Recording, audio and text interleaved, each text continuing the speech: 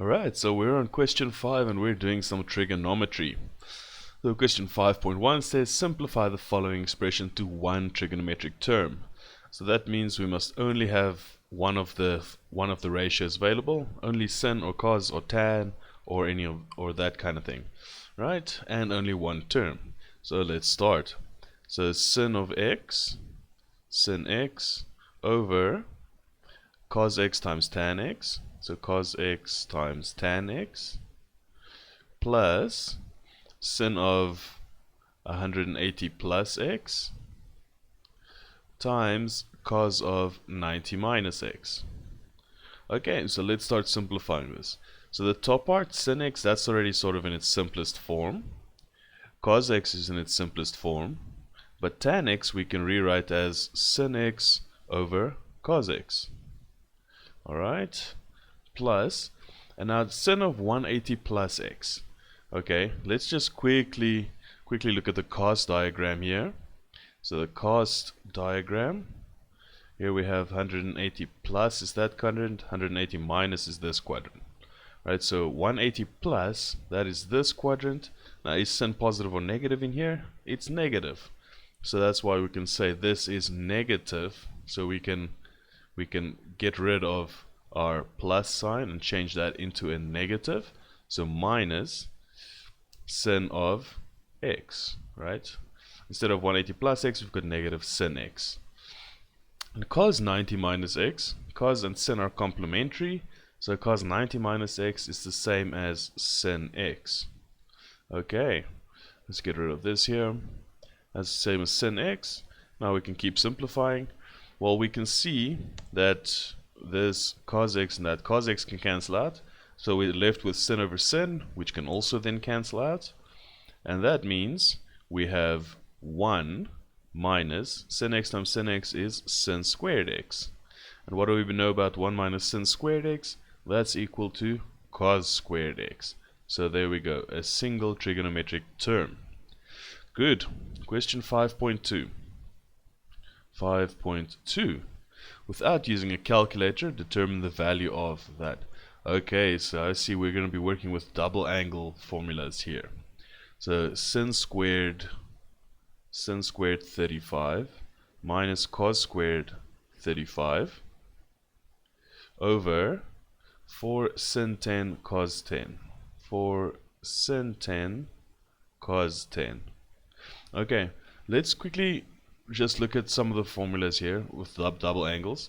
We know that sin of 2 times an angle is equal to 2 sin theta cos theta. And cos of 2 times an angle, there are 3 options actually. One is 2 cos squared theta minus 1, the other one is 1 minus 2 sin squared theta, and the other one is cos squared theta minus sin squared theta. Alright, so we can see here this at the top, it looks fairly similar to this bottom one, except we've got sin minus cos instead of cos minus sin. So I think we can fix that by just taking out a negative sign. Okay, so I'm going to say at the top negative, and then we have left cos squared 35 minus sin squared 35. Great. And here we can see this looks sort of like the answer to a double sin formula. So we see here for our formula for the double sin angle, we take half of this value and, well, we take a 2 away from here, multiply it in here. So the angle is halved and we get a 2 in front. So we're going to reverse that. So instead of this 4, we're going to say that's just 2 sin, and then we double this angle to 20, right? So we see we halve that value and we double this angle to get our double sin angle. Okay, so now that we've pretty much done the hard part, so now we can see, okay, for cos we can do the same thing. So cos squared theta minus sin squared theta is the same as cos 2 theta. So at the top this is the same as cos of 2 times 35. So that's cos 70 over 2 sin, over 2 sin 20. And again we know cos and sin are complementary, so if these two values add up to 90, then we know they are the same. So they can cancel out. Cos 70 and sin 20 is exactly the same. And we can say that's then what's left is 1 over 2. Alright, that was 5.2. Now 5.3, which color will we do there? Let's do orange. Okay, so for 5.3,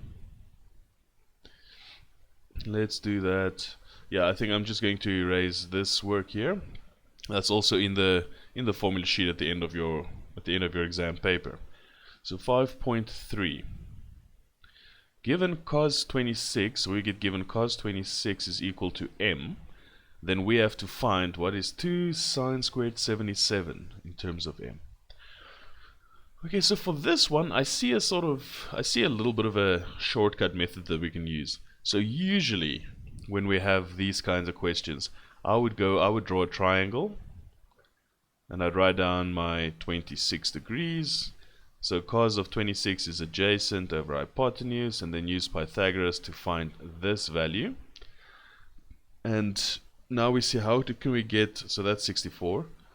And then we check how can we get 77 degrees from this triangle.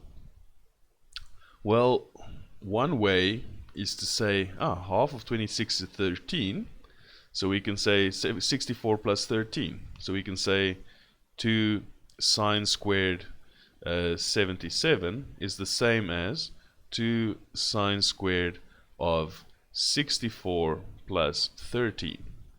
And then work from there. Then we'd have to find the 13 somehow. We could also say 2 sine squared 77 equals 2 sine squared of 90 minus 13. That's also 77. Okay, now in order to do that, what we'd have to do is we'd have to say, okay, let's split this angle up into half, so bisect that angle. So that'll give us, so that'll halve this distance. So here we'd have our square root 1 minus m squared over 2. We'd still have this would still be m, but now we'd have to use Pythagoras to find this value again. Right, so m squared plus that squared would equal this squared. Okay, so then we just have to take the square root of that, and we could work it out like that. That's fine. I think give it a go at home. Let me know what you find. But I'm going to do a slightly easier method. Okay, so what I'm going to do is I'm just going to leverage a couple of facts. The double angle formula that we just looked at, plus the complementary of cos and sin. Okay, so I can say cos 26 is the same as cos of 2 times 13. And our cos of 2 times 13, we just said cos 2a. That we can rewrite as, one option is 2 cos squared of our angle minus 1. Alright, and we know cos 26 is m. So now we can say m plus 1 equals 2 cos squared 13. Okay, now why is this important? Because our question asked for 2 sine squared of 77, and we know sine and cos are complementary, so that is the same as 2 cos squared of 13, and that's exactly what we have here. So m plus 1 is our answer, and I think that's the quickest and easiest way to solve for this question. But give the other triangle method a go and let me know in the comments what you found or what you got stuck with, and then we'll maybe have a look at that at a later stage. Okay, let's get to question 5.4. 5.4. Okay, 5.4. Consider that f of x is this equation, sine x plus 25 cos 15 minus cos of x plus 25 sine 15. 5.4.1. Determine the general solution of f of x, that big equation, equals tan 165. Alright, so let's just write down the equation, then we can scroll down a little bit. So sine of x plus 25 times cos of 15 minus cos of x plus 25 times sine of 15 equals tan of 165. Alright, let's solve this equation. So we want to, this should look familiar to you. Sine of something, sine A cos B minus cos A sine B. That's because this is a compound angle formula. So we know that if we have, let me just write that in another color as a rule again.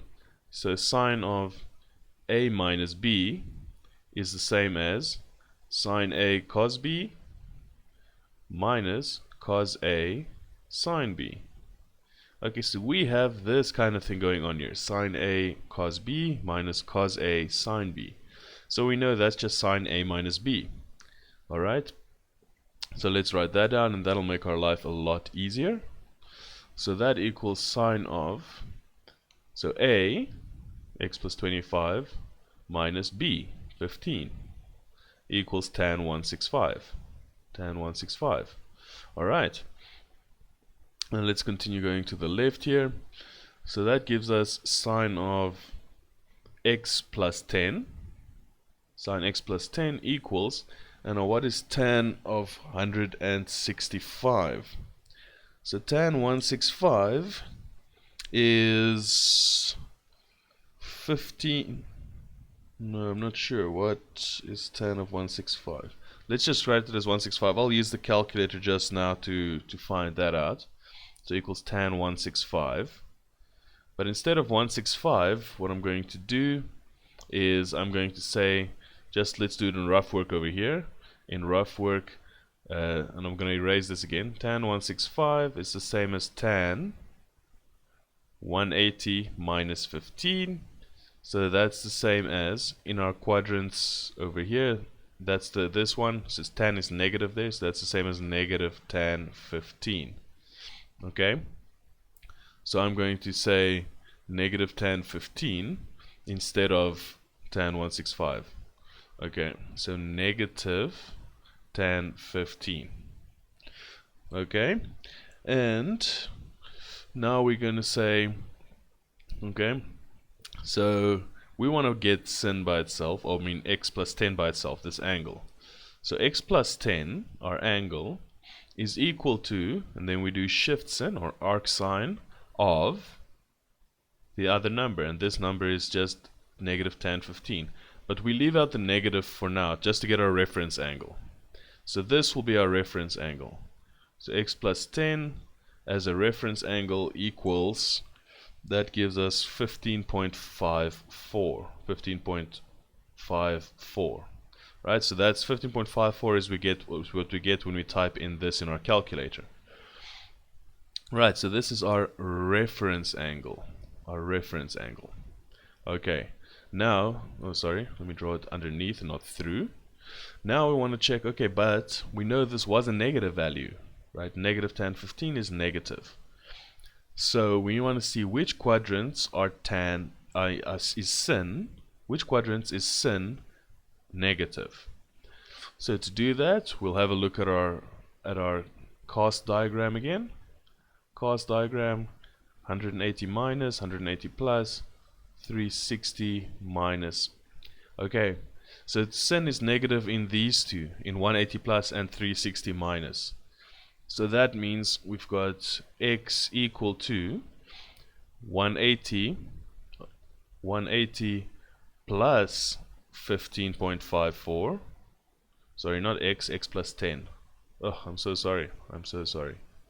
Okay, so x plus 10 is equal to 180 plus 15.54 plus, and then k times 360 or 360n, however you want to do it, as long as k is an element of the integers. Alright, element of the integers. Or it's in the 360 minus quadrant. So the other option is x plus 10 is equal to 360 minus 15.54 plus k times 360, k an element of the integers. Alright. Okay, now we still need to take the 10 over. Okay, let's do that. So we're almost there, just one more step each to go for our general solution. So if we look at option 1, here we've got now x equals, so 180 plus 15.54 minus the 10 gives us 185.54 plus k times 360, because it repeats every 360 degrees, and k is an element of the integers. The other option, this one, in the fourth quadrant, we have 360 minus 15.54 minus another 10, and that gives us 334.46 plus k times 360, where k is an element of the integers. There we have our general solution. Alright, so the important part here, I think, where some people might make mistakes, is taking this 10 over too soon. Right, because x plus 10 is our reference angle, not just x. So keep it until the end and then only bring it over. I think that's where some people might be making mistakes. Good. Now let's see, what else do we have? Okay, determine the value or values of x in the interval between 0 and 360, for which f of x will have a minimum value. Alright, so f of x will have a minimum value. So, to do that, let me just change to black for this last question. 5.4.2. I think it's 5.4.2. Yep. So we need to find out where will f of x have a minimum value. So we saw that f of x equals sine of x plus 10. X plus 10.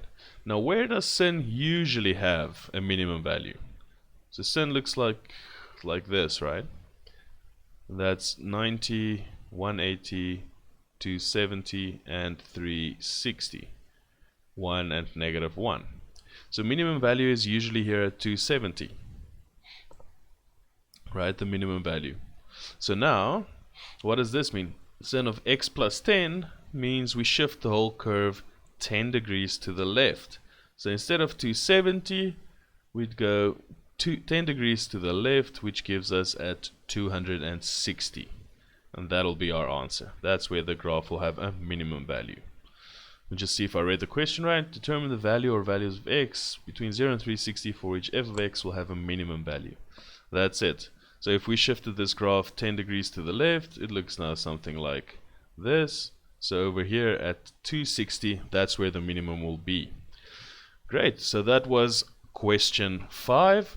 And please let me know if you have any questions, or how you managed to solve that question with if cos 26 equals m. Let's actually just scroll up a little bit back to that question and see this question 5.3. Let me know if you tried a different method and how that worked out. Thanks, and join me again for question 6.